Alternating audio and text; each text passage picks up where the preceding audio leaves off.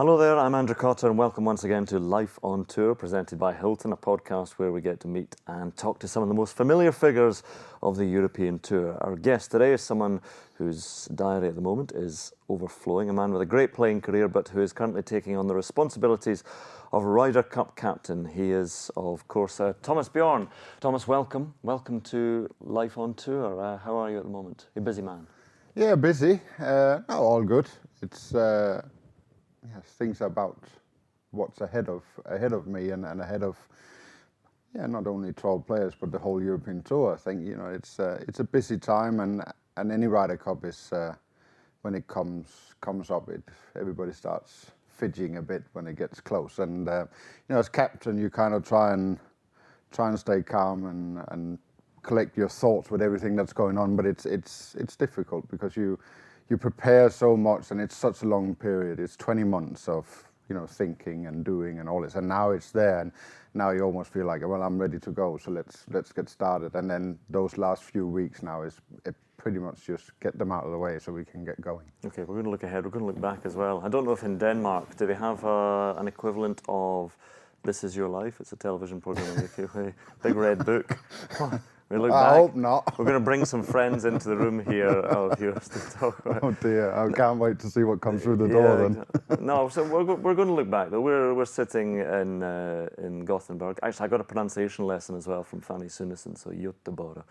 Close. Is that close? The way you said close there suggested that was actually pretty bad. Well, you're Scottish, so you struggle with words on the best of days. Yeah, fair point. Harsh, but fair. Actually, well, is Danish got the same sort of accent? Would you say, because you're from Silkeborg, so how would you say Silkeborg? Silkeborg, okay. Yeah, very good. There we are. So that is on what, the east coast of Denmark? Not too far from here, really, as a big strong crow flies. No, it's not as a crow flies. It's a long drive, though.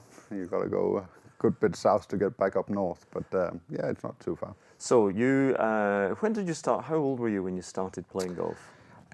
I mean, it's really one of those questions that obviously as a player you get asked a lot, and I couldn't really pinpoint it because I got a photograph of me sitting on my dad's golf bag when I'm 2 years old. So, it was a family thing. It was, me and my brother pretty much grew up on a golf course because my mom and dad played a lot. So we were there all the time playing around, and then it just became part of your life. And every weekend, you got dumped at the golf course at 8 o'clock on Saturday morning and you feel like you never left till Sunday evening at 6 o'clock. That was our life. And in Scandinavia, that's probably the great things about golf clubs. It is a place for kids to be and hang out and just play golf and also hang with friends. And that club I grew up in was, I felt like I had 50 sets of parents because everybody knew us and they were always looking after us and telling us what we could do and what we couldn't do. So it became such a big part of my life. And so it was, so to say when I started,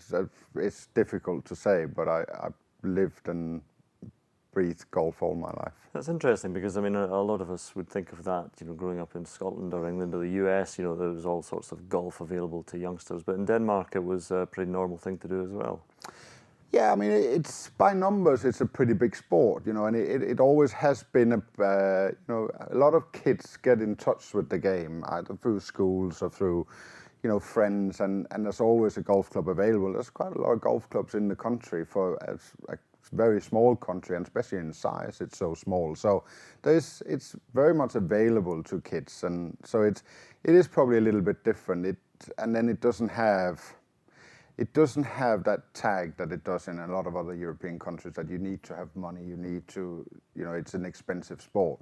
It doesn't really play like that. It just kind of, it's there and kids go, and the clubs are very good at accommodating kids and getting them into the game without it costing them a fortune. A membership in a Danish golf club is, that's what it costs in most American golf clubs to be a member for a week. So, that kind of environment breeds a lot of good players. And I think when people talk about why Scandinavia is so good and producing players, well, I think that's the reason why, that kids get a chance to come and play without having a lot of money. Your brother, older brother, he's a good player as well? Well, he was. He would probably say now he's not that good anymore, but he was. Yeah. But you had that good competition as well. Sort of, was that? I mean, as an older brother as well, would you always be trying to keep up with him? Yeah, and he was probably the right age. I mean, he's 4 years older than me, not just 1 or 2 years older. He's 4 years older, so there was a real gap. There was a way of seeing somebody that achieved things. He played Eisenhower. He played for Denmark quite a bit. So, and there was a group of them in the club and in the surrounding area that was very good. So I always had that to aspire to. And that's the ones you wanted to beat. It was not the ones that were on the same level as me. It was the ones that were a lot older. So there was always a drive to try and outdo them, and especially outdo him probably more than anybody. I should have done my research more thoroughly on your brother. We should give him a name check. What's his name? Soren. So like everybody else in Denmark. Like just everyone else. There's not some sort of combination of Bjørn, Hansen, Soren, Anders.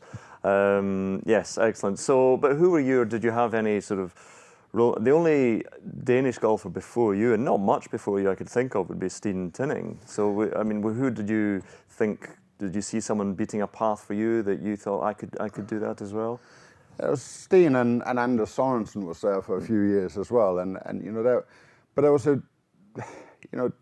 Danes on tour was a thing of I grew up watching golf. I would go home on afternoons on the weekend and catch the last bit of tournaments around Europe, and we were fortunate that way that it was shown. You could see every tournament on the European tour. So I'd go home and watch it, but it was very rare that they were, right there in contention. But when it did happen, it was such a big occasion, and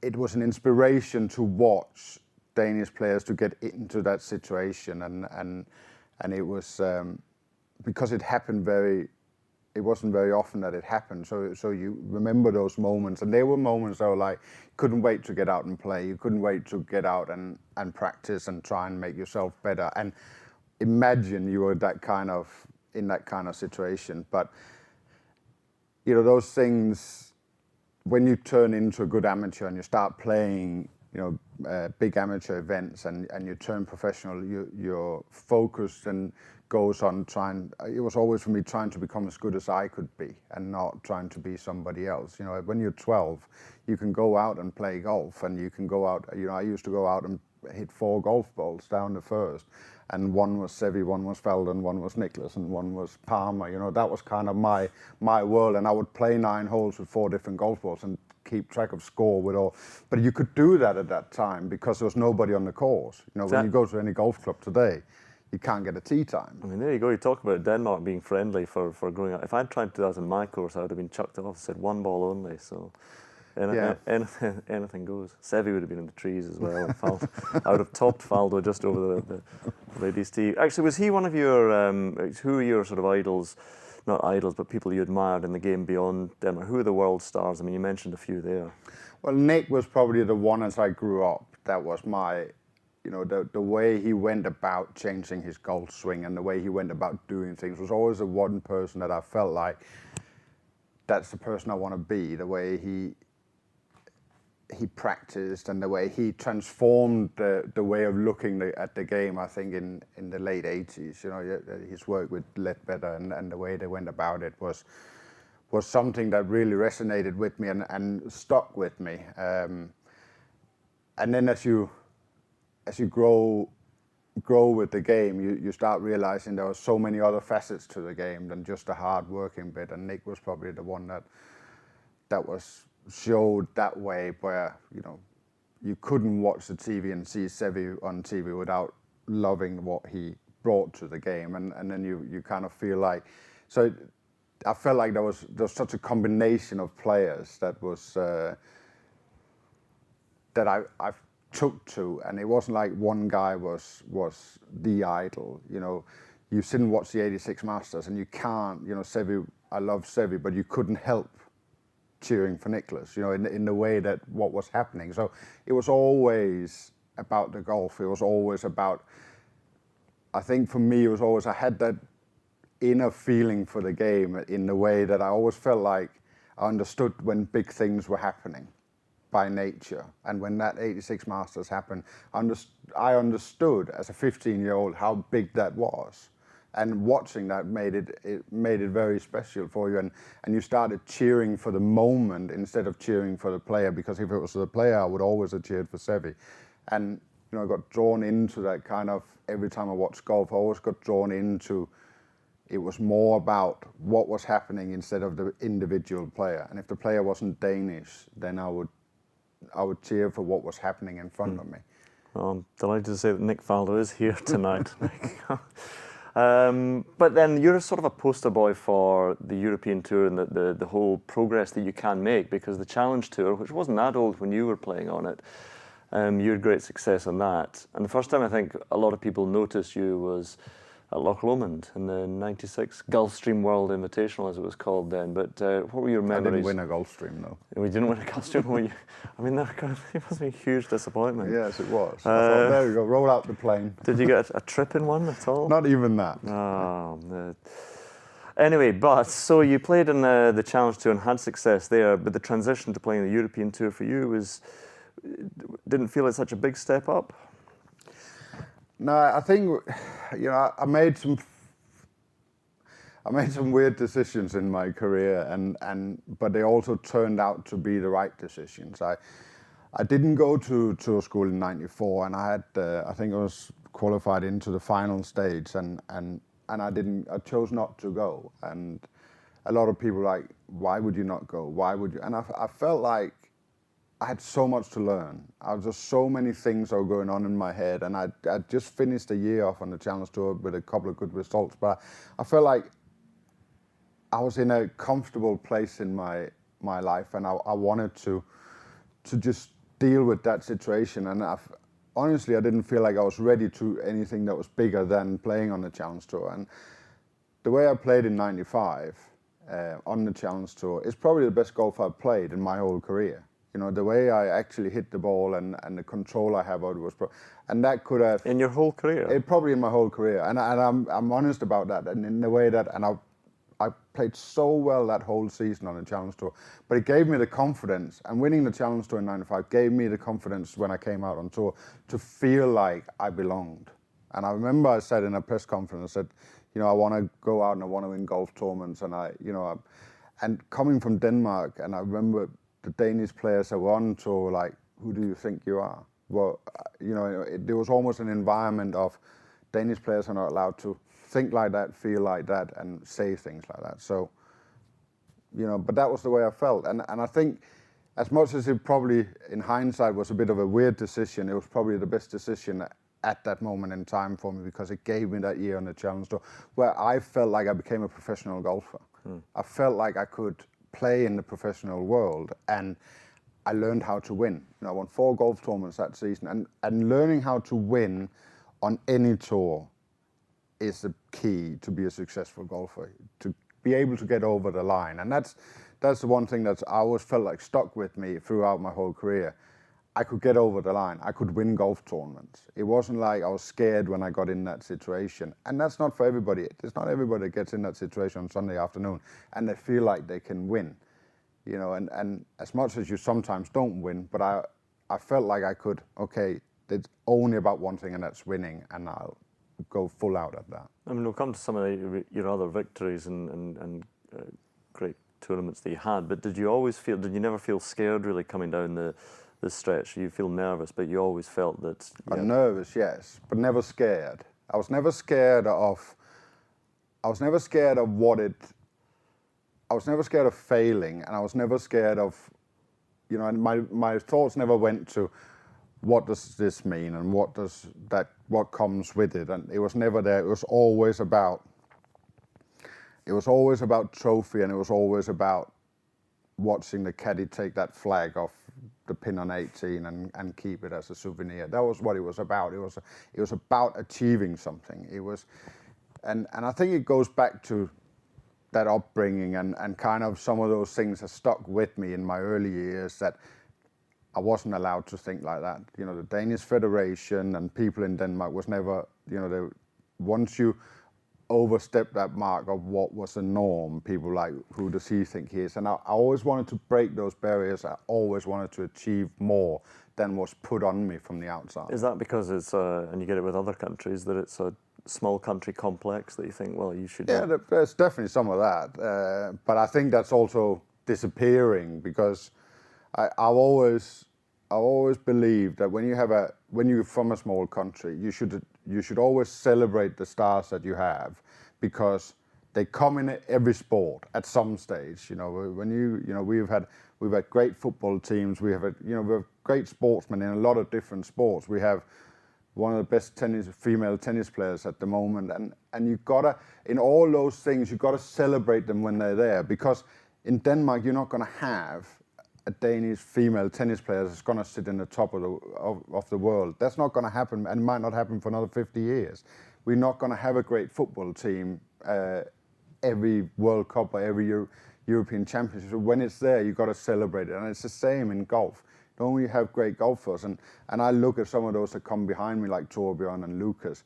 Got to celebrate them while they're there, instead of trying to put them down. Let them, when they're not playing well, support them. Don't be hard on them. And when they are, in the middle of everything, celebrate it, because small countries always have that kind of. It's so easy to get used to something that happens in a moment in time, and then you think that's going to happen all the time. Well, that's not going to happen.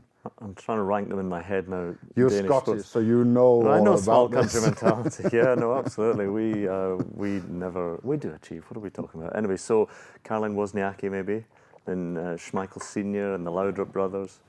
Thomas Bjørn just below that. You get what? Do you get recognised when you're way below that? No, but when you're in Denmark, though, you get. I presume you get quite a fair amount of recognition walking down the street. Yeah, but not as much as probably because I never really, I moved out of Denmark in 1997, I think, and I haven't been part of everyday life in the country, and I don't go. It wasn't until the Made in Denmark tournament came on the scene that. You got to go back, and you got to go back and do a lot of things. We never got to take our sport to the country. And we probably didn't realize, me and Soren and Anders, how much people were engaged in our sport.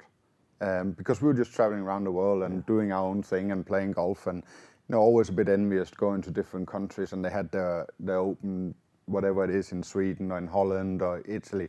They had their open, and you could see how the players really enjoyed coming home and playing. And we never really had that. We had a little taste of it in 2003, but other than that, we never got home and play.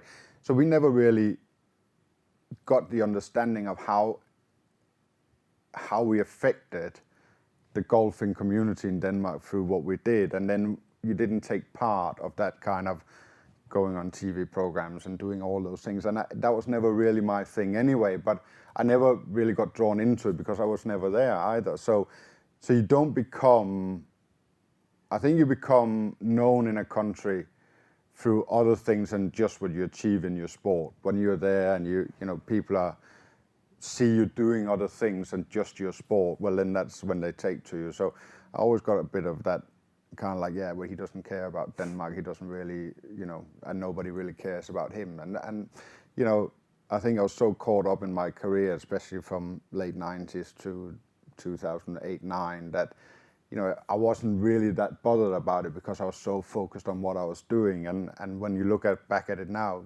probably I could have done more and to raise that profile, but then I probably at the time didn't feel like I had to. Actually, last year, was that your 500th last year, the Made in Denmark, your 500th European Tour event in Denmark? Because they had Thomas Bjørn masks. There were many. You still got one? I've still got one. Yeah, no, I've got a poster of you up on my wall. Weird.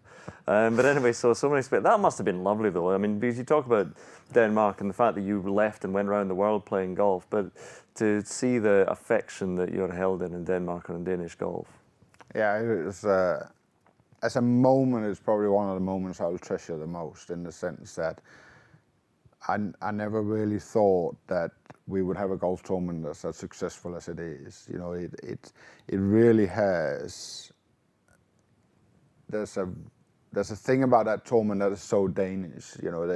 It's not about superstars. It's about the country, and it's about the people and the people that play golf and people coming to enjoy themselves and have a nice time. And it's not really about him or you know, and sometimes in sports it becomes very much about the individuals, but it actually, you know, in the end it's about people coming out and having a nice time and watching, and people watching on TV, and that whole tournament's about that. So I never thought that I was in my active career was going to be part of something that would change my whole outlook on golf in Denmark and what it is. And as I said before, you know, you travel around the world and you go places and you don't really understand how many people you reach, and especially in your own country, what you do, and then you come back and you feel it.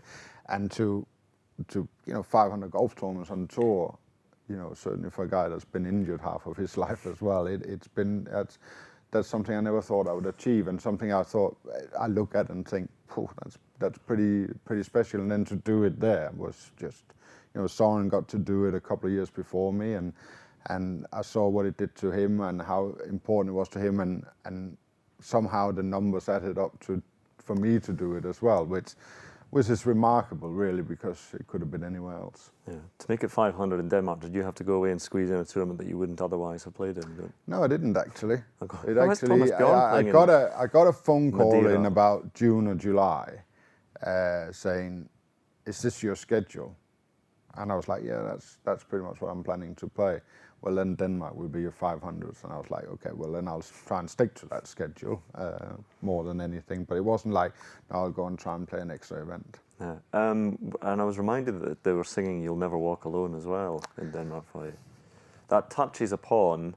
I like finding out your extracurricular activities and likes and hobbies and pastimes. But you're a big Liverpool fan, are you not? I am, yeah. Was that through growing up 70s, 80s, just being a bit of a glory seeker and thinking, right there? Probably. But that's okay. No, I mean, growing up in that era, and you know, there was one football game, English League One or Division One game on TV in Denmark every Saturday, and you would sit there and you would watch it in the winter. And you know, at that time, every other game would be Liverpool, because you know they were the best team at that time. And so you grow up as a kid, and as anything, that's the team you watch. And you know, you look at all those people that I grew up with at that time. They are either Liverpool fans or Nottingham Forest fans. There's no Man United fans. But then the poor old Nottingham Forest fans. Yeah, they're struggling. Them and Lee Westwood, they're struggling.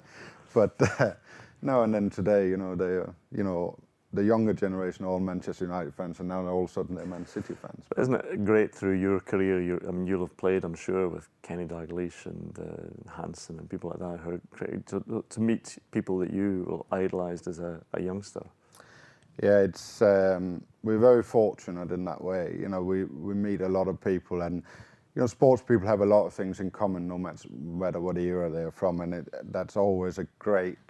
You learn so much from these people, and you know, it's just very fortunate. But for me, I mean, too, obviously, anytime I walk on to a golf course and get a chance to play with somebody that's played for Liverpool, it's pretty special. So basically, you grew up admiring Scottish people. They were your heroes. Yeah. Well, not all Scottish people. Well, let's go back to sort of '96 to the Loch Lomond where you didn't win a Gulfstream, but that win sort of kicked you on to making your first Ryder Cup team the next year. I mean, that was an extraordinary Ryder Cup at Valderrama as well for the captaincy of Sevi, which was he was a force of nature, as you know. But tell us your experiences of that week. Yeah, but it's a funny. You know, when I look at it now, and I sit as captain now, and I think Sevi must have thought, who is this guy and what am I going to do with him? Because I've been on tour for 18 months. You know, it was like, and if I look at that today, that's somebody that came on tour, you know, in 2017, making this team now in 2018. I mean, that's a short time to get to know somebody, and he must have thought this is going to be. I don't know what to do, and it's going to be extremely difficult. And for me, it was just like, it was happening right in front of me. You know, it was just going so fast. I was sitting in a car, and everything was just coming at me at full blast. And that was difficult to deal with. Because, was it daunting, that Ryder Cup for you then? Yeah, it was, because, you know, we go back to the 12-year-old playing with 4 golf balls, and these people were, there. Some of them were, Felder was in the team and Sevi was captain, but then you had all the others, all the ones that I'd grown up watching on TV. I watched them win majors. I watched them being number 1 players in the world. I watched them being, for more than a decade, the best players in the world in Langer and Woosie and Monty and Ollie. And, these were my heroes. And all of a sudden I'm standing in a team with them. And thank God Lee and Darren was there, people that were in the same situation and also was rising through the ranks very quickly and was experiencing some of the same feelings, especially Lee and Garrido at that moment in time, were experiencing those same things. And so we had each other, but it was very much a divided team in the sense that you had the superstars, heroes, European legends, and then you had this new batch of guys that were gonna be the ones that took over. I suppose now, now and we leap forward again to this Ryder Cup, you don't really have those, as you touched upon there, you don't really have those raw rookies 1 year into tour suddenly making the team. Even the young guys are pretty experienced. Yeah, it's very rare that you get a player that comes that quick, and it was daunting for me, and I look at it now, and I look at players that are on tour now that could play that role, and there aren't that many that would have come through that quick. But there's still some where you could have thought, if he'd kicked on a bit there, he could have had a chance. But it's a big ask for a young player, and I went into that Ryder Cup just like, okay, well, I'm just going to do what I've done all year in '96 and through '97. I'm just going to enjoy every moment. I'm going to take in everything that's thrown at me, and I'm just going to sit in a corner and it was Sevi, I'm going to let him decide what's going on and what's going to do with me. And I was willing to play on Sunday. I knew I was going to play, and I was willing to take that role. If he wasn't going to use me until Sunday, it wasn't a situation where I felt like, oh, I want to play, I want to be out there every match, and why is he not playing me? That never entered my mind. I was like, I'm just going to go and see what this is, because that was how new it was to me.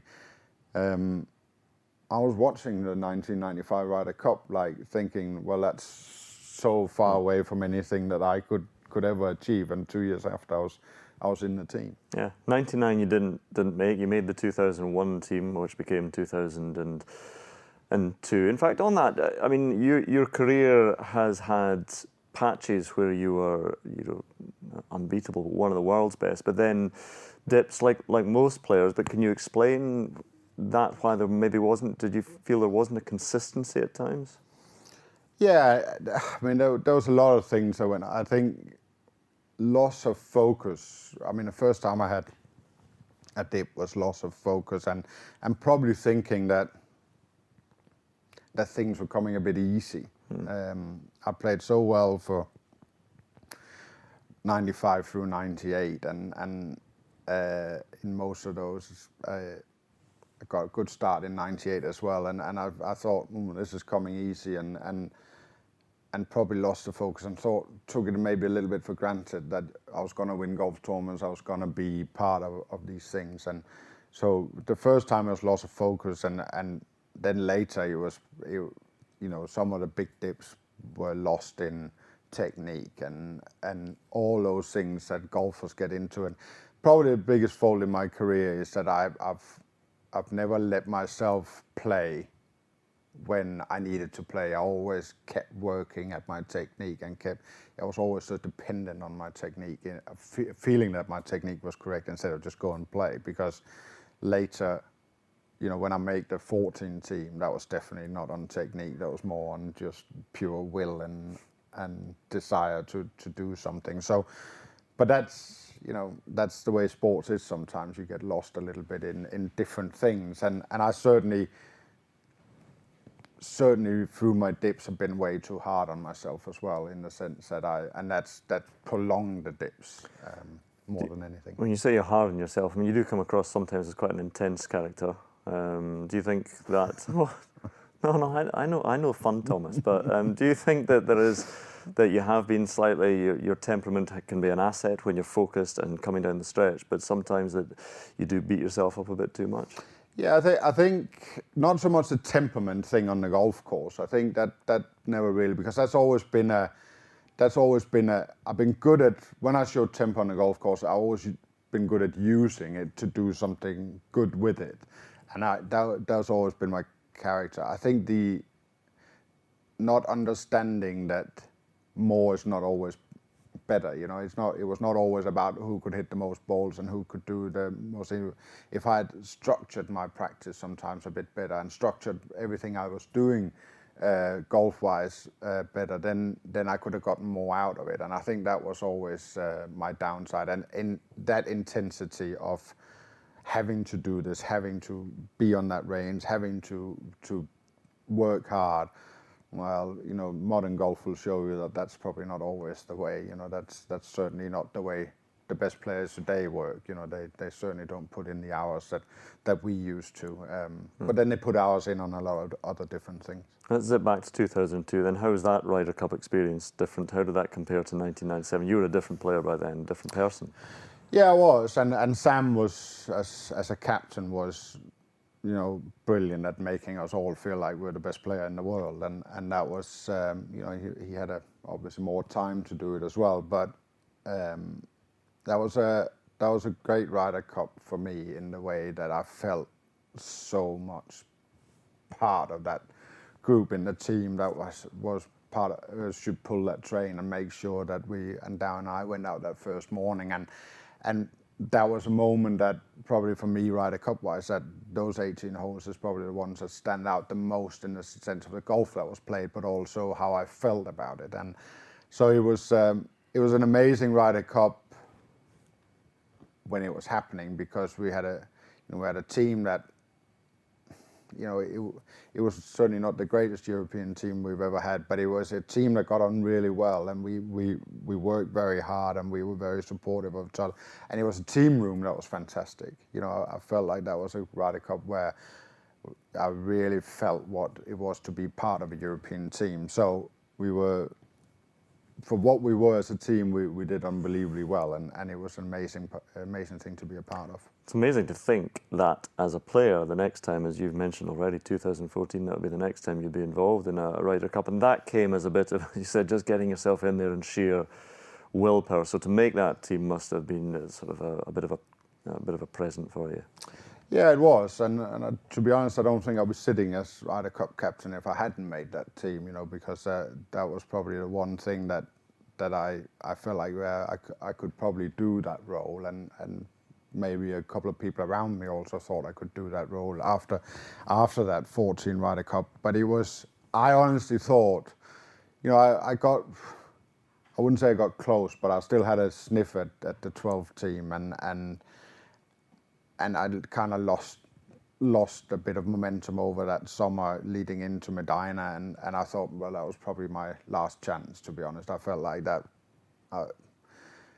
the golf wasn't quite there, but then I had an unbelievable start to that Ryder Cup campaign by winning in Sun City, and I, you know, played some really good golf at the end of 13, and then you make that team in 14, and it was over the summer. It wasn't pretty and it wasn't great, but it was sheer just wanting to make it and go out and play as hard as I could. And there was probably only one real wobble in the whole thing, in my belief, and that was when I didn't win at Wentworth after I'd shot, I think I shot 62 on that Thursday, and Rory ended up winning. I felt like I let one go here, and that was probably my opportunity. Well, it was my opportunity just to lock everything up and start focusing on it. And then the summer became a little bit tough. And to be honest, it gives me a great perspective of what it's like to play a Ryder Cup when you don't feel great about your golf game. And that's, as much as it's the best place in the world to be, it's also a very tough place to be if you're not playing well. And you know that you're going to have somebody who's just this in the week, even in the 12, you know, there are 12 great players that you're going to have, but there'll be somebody who's just struggling a little bit with their game. So you're able to help with that now.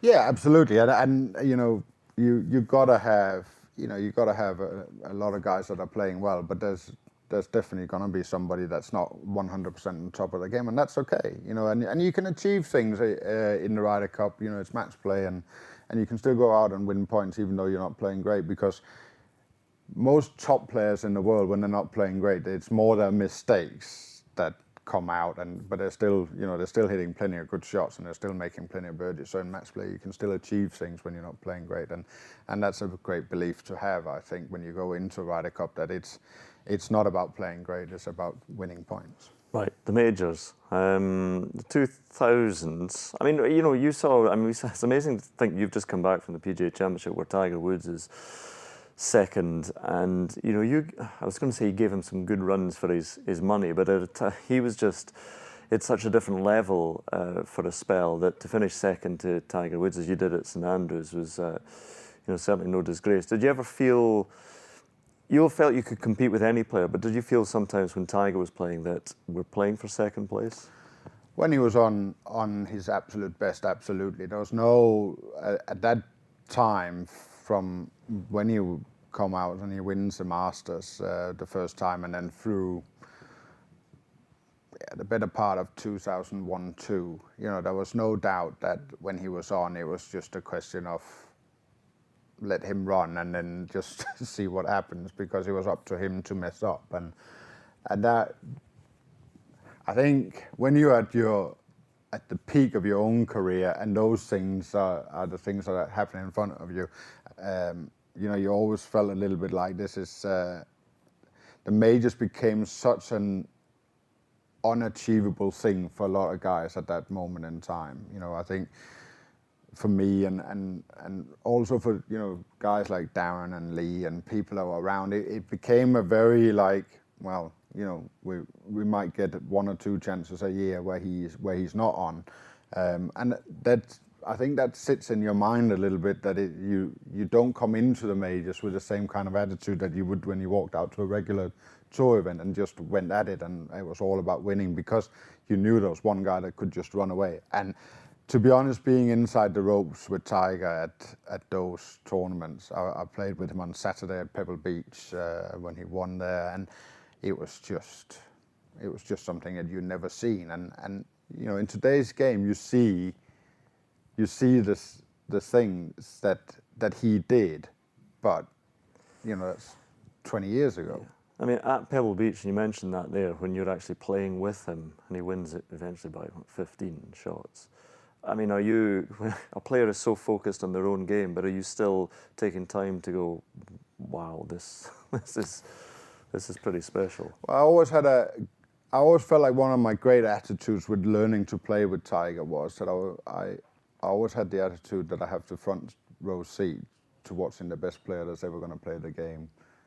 I'm right there watching it up close, and there's all these people outside the ropes that's paying money to come in and watch him, and they might see 1 or 2 shots around. I'm right there with him. I'm watching every shot, and I'm watching a very unique person doing what he does best, and that was for me a special place to be, and I think that's how I learned to play with him, because I eventually did learn to play with him, and I learned how to play my golf and be out there and enjoying watching what he did. But it was when he was absolutely his best. It was I wasn't scared of it, but it was frightening how good he was. Okay, well, not a major, but 2001 Dubai Desert Classic, playing against Tiger and taking him down. So again, you weren't you admired him, but you weren't intimidated by him. No, but it was I played really well coming into it, and we got off to that start, and I think I shot 64, 66, and he shot 2 64s, and I was just on Friday night thinking, okay, well, I'm just going to try and hang on to his shirt tails and see what happens. If he's going to go, he's going to go, and if I can't keep up, I can't keep up, and that's fine. But I'm just going to try and hang on, and in the end, I hung on. And I hole a putt on the 71st hole, and all of a sudden we were tied for the lead, and it was just a question of trying to be there and see what happens. And very rarely does he make a mistake, and he did there, and I was there to benefit from it. But it was just a moment where I got so right into that tournament and that moment and that kind of thing between me and him through the whole week. You know, we were on that golf course, and it's, you know, on a Thursday morning, you know, you go out and play, and you're in your own golf, and you're chatting and all that, and it just kind of grew to, you know, it was, and in the end it was me and Tiger against each other, and there was not much conversation, but it was a fantastic 4 days.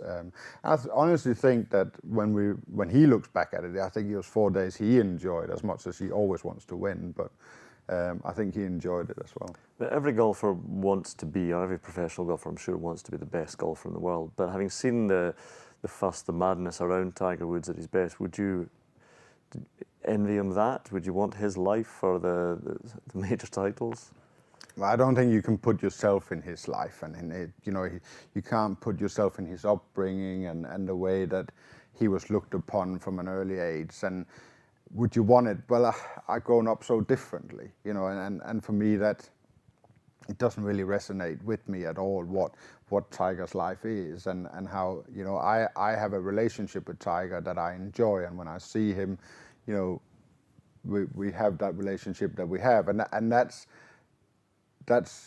what it is. But I don't try and put myself in what is his life and what does he go through. I can imagine that there's a lot of great things that come with it, and there's an extreme amount of difficult things that come with his life and being a star to his level. But the one thing I will say is that experiencing him at his best around that time and experiencing what's happening in the game of golf now with him coming back is two of the most amazing things I've seen in any sport. Yeah.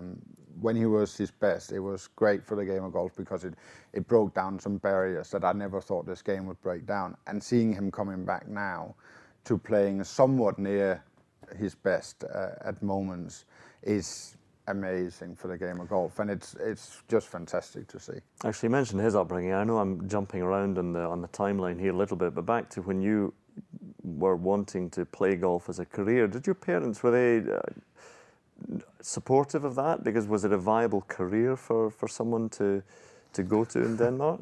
When I said to my mum I wanted to be a professional golfer, she said, definitely not. That is not happening. So I was like, okay, how do we get around this? So what stage was this? How good were you at this point? No, I'm about 20. So, you know, I could make my own decisions.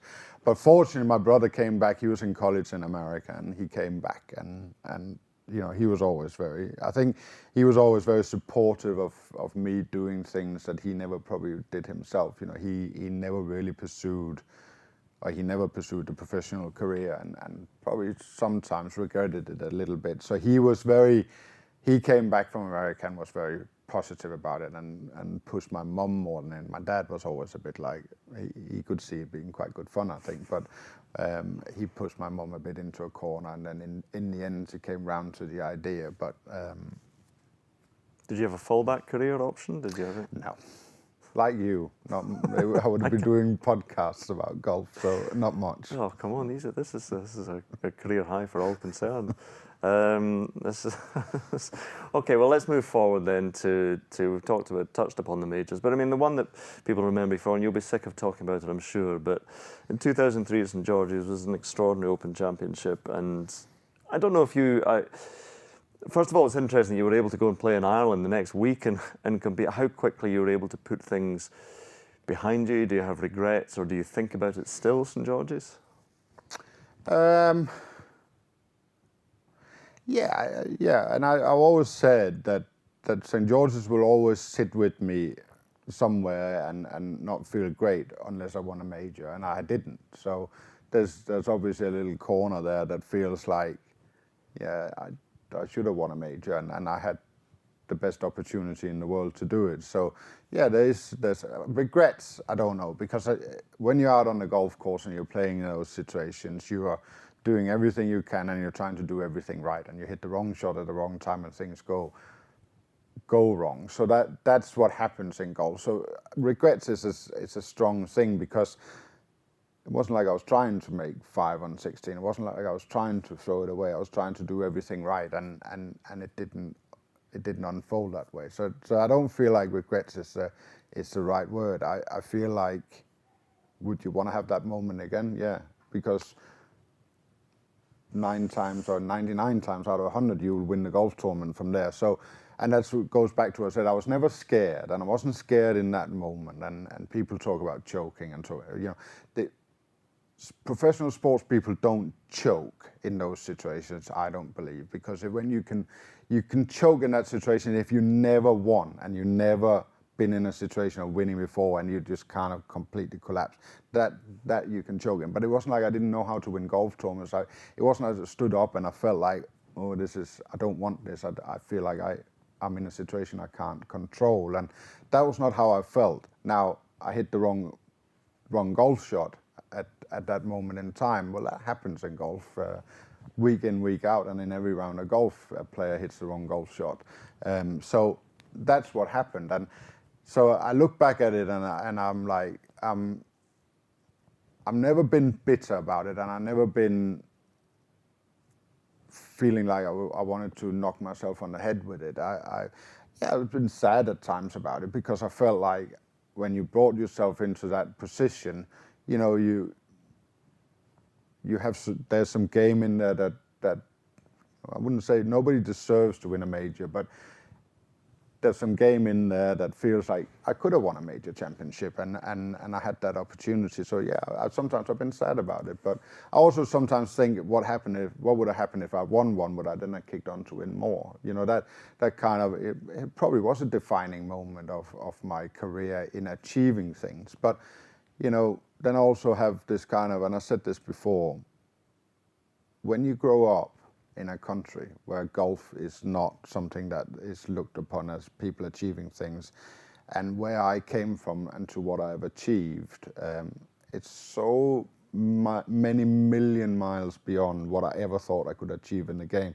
So I'm not going to let the 2003 Open Championship define my career for what I've achieved, because that was never ever in my mind. It was never in my mind to win a major championship. It was never in my mind to play in a Ryder Cup. It was in my mind to get on the European Tour, because that was the environment I grew up in. So I like to think that environment in Denmark has changed. So when these kids that are coming through now, they live in an environment where it's okay to achieve, it's okay to do great things on the golf course, and that gets them into a better position to win major championship. And somebody will do it one day. And I hope that whole experience I've had has put some ground for them to achieve those things. Can I ask one question on the detail of it? Because Billy Foster, who was your caddy at the time, was quite specific about it. And when you went up, and this might seem strange to people who don't know links bunkers, but there was so much sand in that bunker to the right of 16. Did you know it was not an impossible shot, but that it was big trouble? Yeah, I mean, it was. One of the things with that whole scenario is that I just bogeyed 15, and I knew what was coming up. 17 was pretty much impossible to hit the fairway that week, and so I knew what was coming up, and I just, I was trying to make 3, and in hindsight, you should probably just try to make 4 and then get out of there.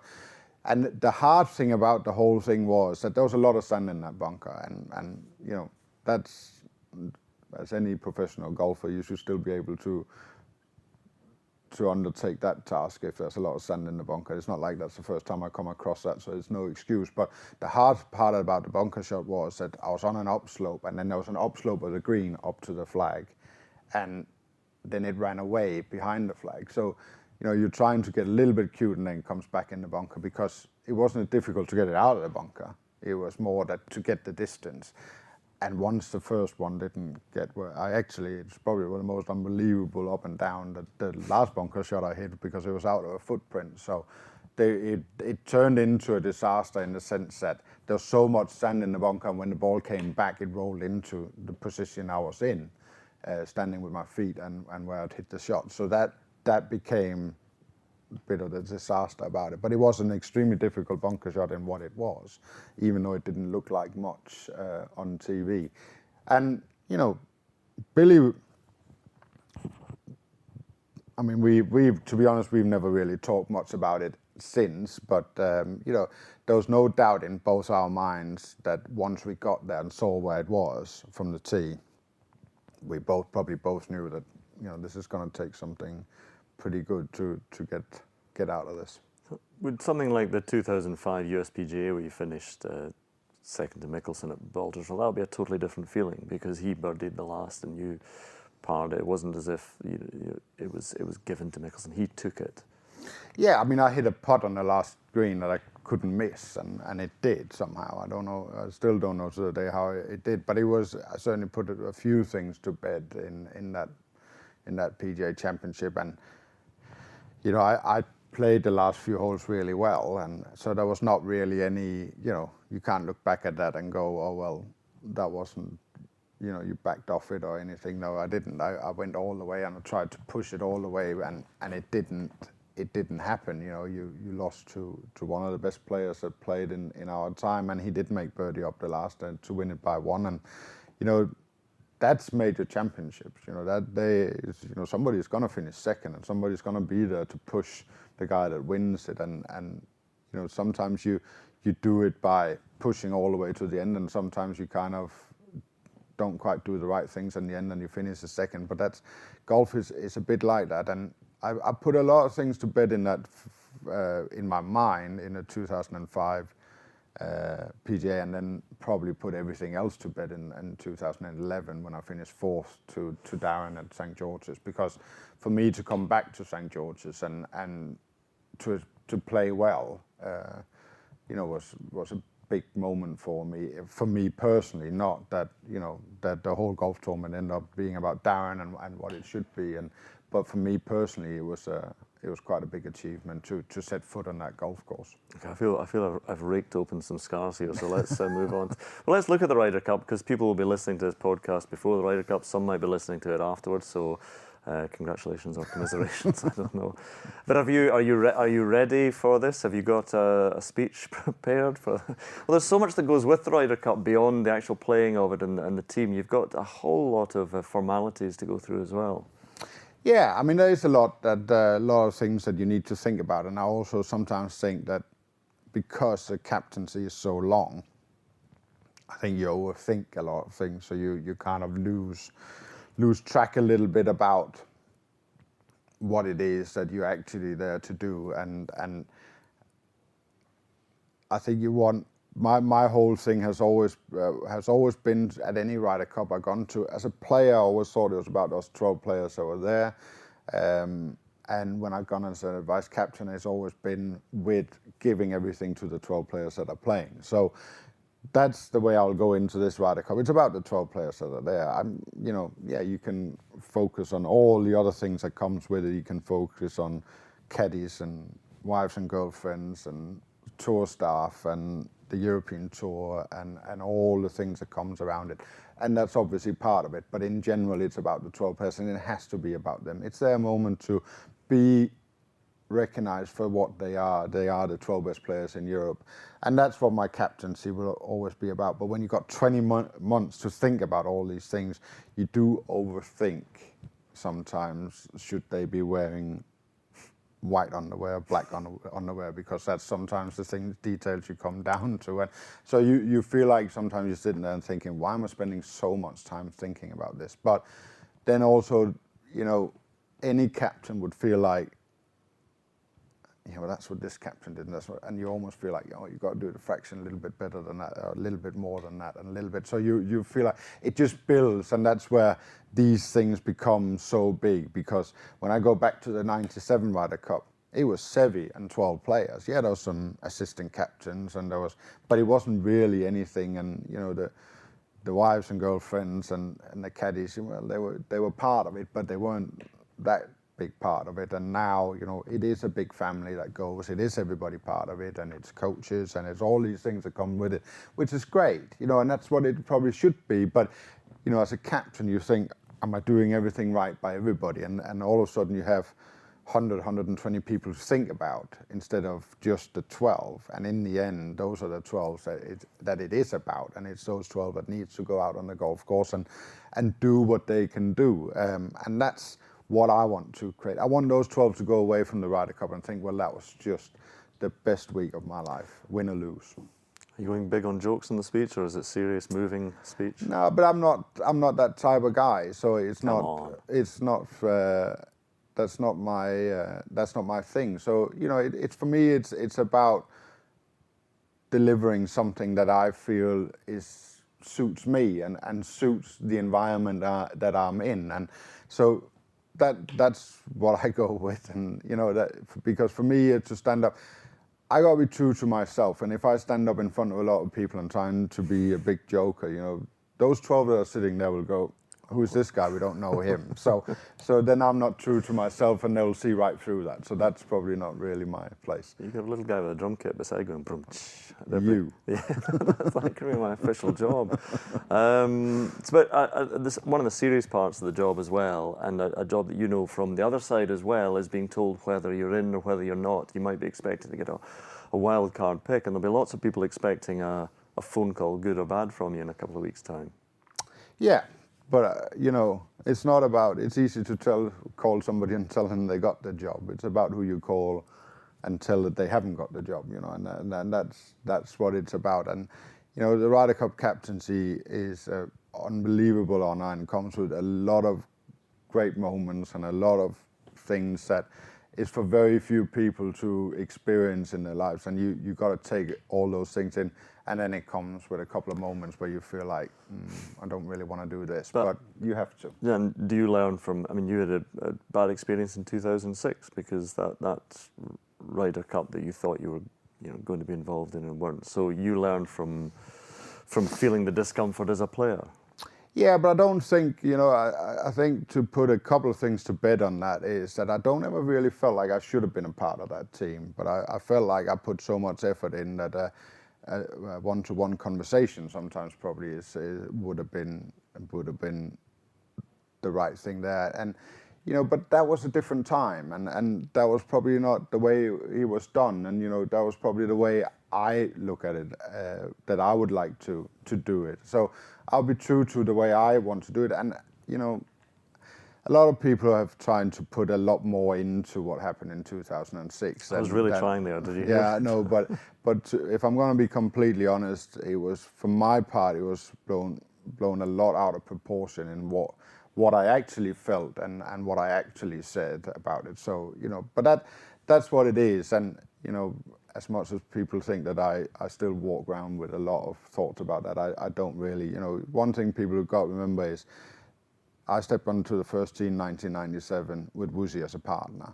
And if I hadn't had him as a partner, my Ryder Cup career would look completely different today. It would be very short and very brief, so it would have not been great. So I'm very, very grateful to one of the greatest players that's ever played on the European Tour for what he's done for me. Now, one moment in time over 2 hours is not going to dictate how I feel about Ian Woosnam, that's for sure. So that's kind of where that is. But I'm a different person than Woosie, and I've grown up in a different era. And I'll do it the way I think it's right by those players that are there today. And he did what he thought was right at that moment in time. And that's where that is. But yeah, my focus would be on the ones that are not in the team, because that's how I feel it. That's at that moment. People don't really care about who's in the team. When you make the picks, they'll go, okay, he's picked him, but why didn't you pick him? I can't believe he's left him. Yeah, exactly. So that's what it's going to be about. And any captain will know that. And that's what you go into, and that's what you've got to try and, you've got to sit there and look at those moments. Actually, talking about your wild cards, there's somebody who was so close to getting a pick, a guy called Stephen Atkinson, who did what any golf fan would do. Actually, not any golf fan, any slightly mad golf fan would do. And he wrote a letter to you, but he ruled himself out of contention. And then you went to his house, didn't you?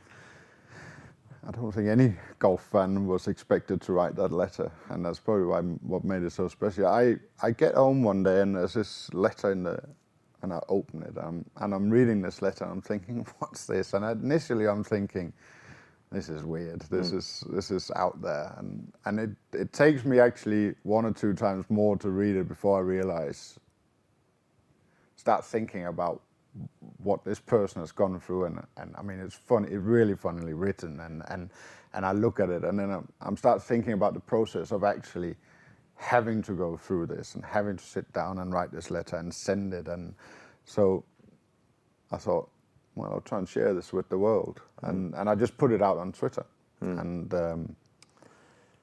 it just kind of escalated, I have to say. Yeah. Can I, at this point, I know this is going to disappoint you. I've got to rule myself out. Don't. You no, it's to save you the difficult phone in call. the consideration either. It's to save you the difficult phone call and the tears and everything from both of us, I think, and the awkward man hug afterwards. But anyway, there we are. We have in our power to give you your dream 4-ball by the powers of some bizarre resuscitation. But anyway, I saw your dream 4-ball was, it's a pretty weighty 4-ball, because it was at Winston Churchill, JFK, and Nelson Mandela. I don't know if you've chosen them because they're all awful at golf or because of other attributes. But interesting, you've chosen some pretty powerful leaders. So, do you admire them just for those leadership qualities?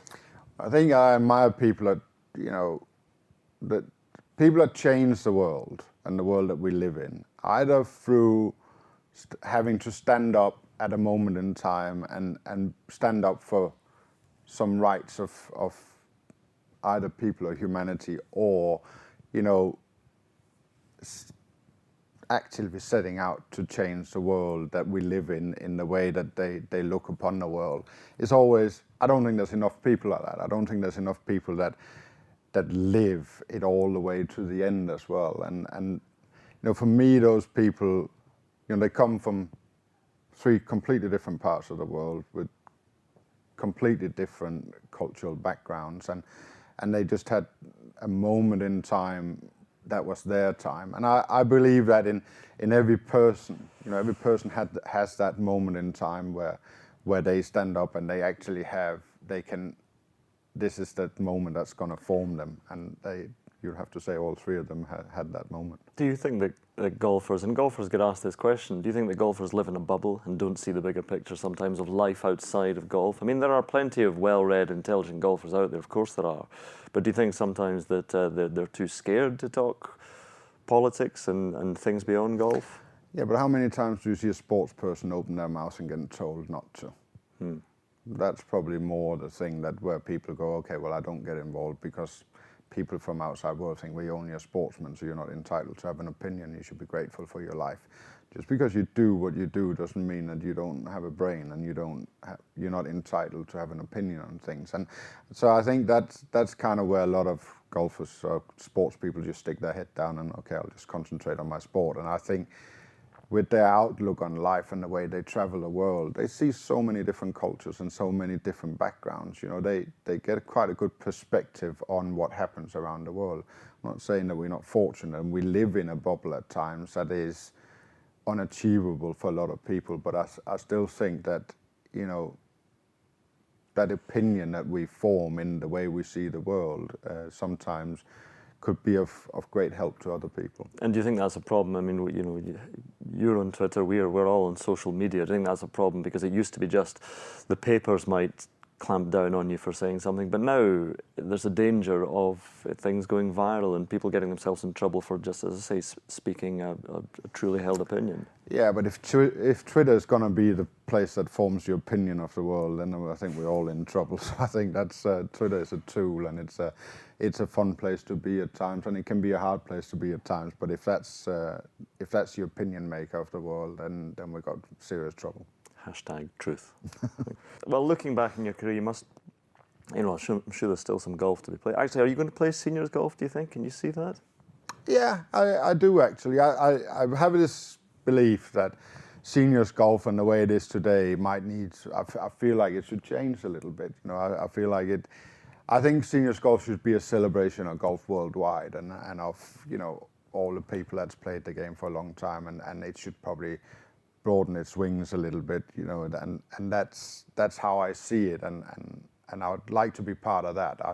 I'm not so sure that I'll chase a seniors tour career the way it looks today. I see a lot of guys that I played with that finding it extremely difficult. Then some find it fantastic and great, but whatever it will be that the future holds will be what it will be. I love playing golf. I love being out there. Injuries over the last few years have really, I hate being out on a golf course and playing poorly because I don't have the time to practice and do all the things that you need to do to be able to play at the highest level. So that part of it I don't like. And if that doesn't improve, then I probably won't pursue a seniors tour career because I just don't like playing poor golf. But if I can get myself somewhat healthy and get out there and do the practice and do the work, and then I enjoy playing tournament golf. And it's not about playing, going out on a Friday afternoon and play with your mates.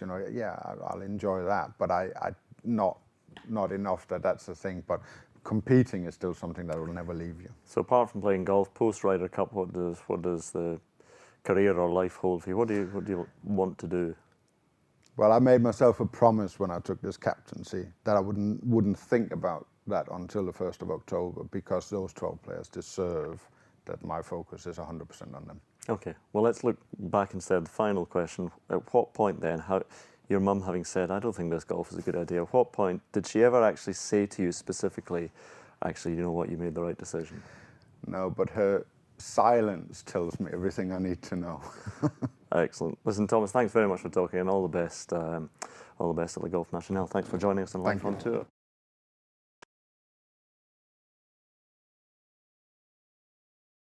To watch another European Tour video, click here, and to subscribe, click here.